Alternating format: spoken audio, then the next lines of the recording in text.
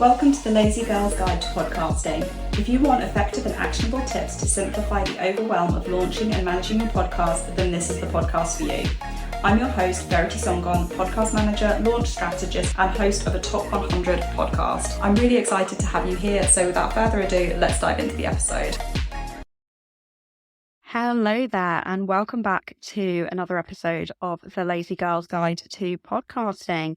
In this episode, I want to talk about incorporating storytelling into your podcasting and actually what that can mean and how you can talk about things, particularly in your life, without oversharing and without feeling like you've got people literally following you around if that's not your style. Storytelling is a really powerful tool for creating engaging content. We know that particularly in 2023 and beyond, people are more interested to engage with people than they are necessarily with faceless brands. And storytelling is just a way to connect with people on a completely different level. So by incorporating storytelling into your podcast, you can really create that connection with your audience and keep them coming back for more. And how you can start by incorporating storytelling into your podcast is start by identifying stories that relate to your podcast topic and find that unique angle to tell them with. You can use descriptive language and vivid details to bring your stories to life and incorporate personal anecdotes or interviews with experts to add that real depth and authenticity to your stories.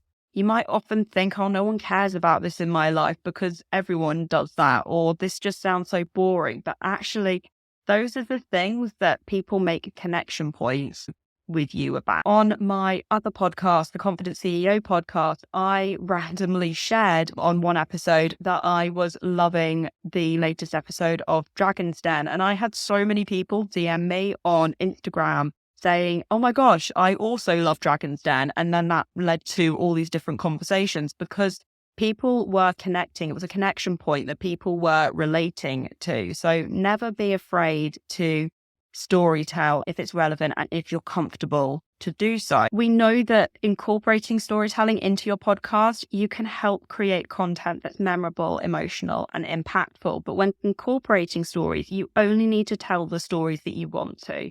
If you're not comfortable talking about a certain area of your life, then that is absolutely fine. And you don't owe anybody an explanation as to why certain topics of your personal life are out of bounds. And just because somebody else is talking about something on their podcast does not mean that you need to provide the same details of a similar depth or level on your podcast either.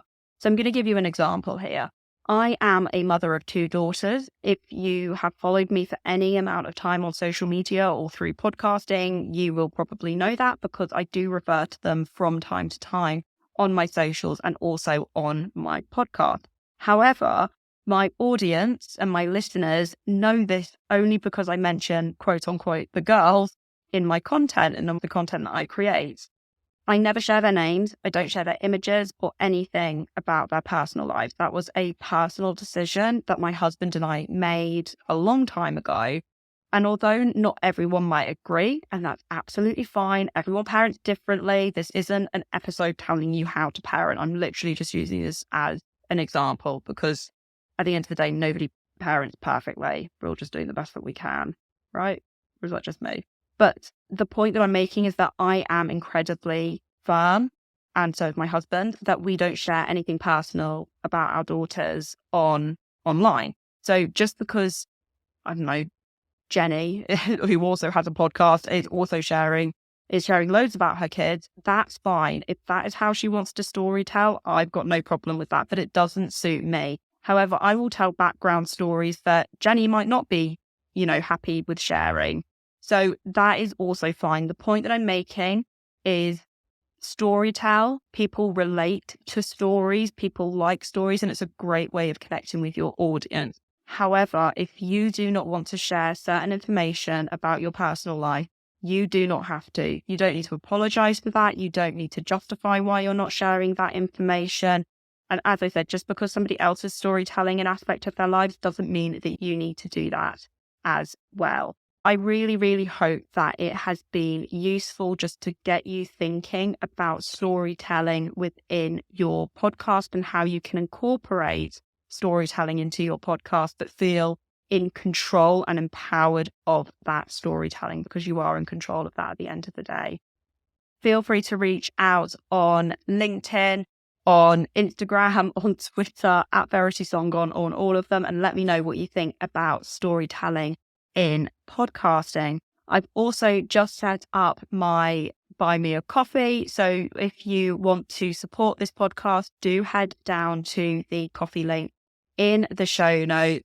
You can buy me a cup of tea to support the show, and that would be greatly appreciated. But otherwise, I will see you next episode.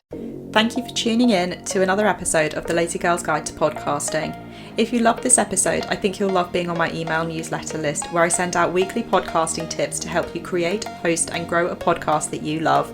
To join, go to veritysongon.com/newsletter or hit the link in the show notes. Until next time, happy podcasting.